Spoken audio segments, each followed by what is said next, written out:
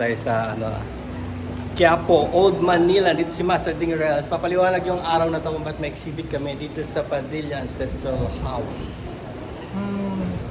In celebration araw na Maynila at saka to promote din yung Quiapo culture. So, ang exhibit na to ay tungkol sa iba't ibang pangyayari sa paligid ng Quiapo. So, makikita mo din yung biyaheng Quiapo, pagkain sa Quiapo, Ay, tara, lakad tayo. yung Nazareno, Pamulong. palengke ng Quiapo. Yan ang kultura ng Quiapo. Oo. Yan. Tapos sa sulyap ng Quiapo, no? So, hindi lang yan, pati yung mga heritage dito para ma-preserve, saka may pakita kung ano yung iba't ibang lugar sa mga Quiapo. Ito yung tinatawag nilang Old Quiapo, pero tinatawag nila itong Heart of Manila, sentro. Diba?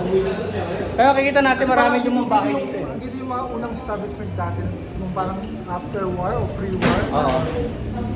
Pero nakita natin napakaraming lumang bahay dito. Kaya lang napapalitan na sila ng mga modernong bahay. O kaya nga nagkaroon ng organization ng puso ng Quiapo para ma-preserve yung mga bahay.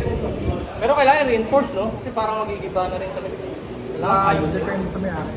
Oo. Kasi baka lumindo, di ba? Pero sayang, ano? Tagal na eh. Sayang yung mga itsura eh. Hindi nag-iba eh. Just like this, Padilla Ancestral House. Medyo, kita nyo na medyo. Dilapidated na. Oo, dilapidated na, pero okay pa naman. Kaya lang ito talaga yung luma. Sige, si Master Ding Reals. Thank you. Sulyap ng Quiapo.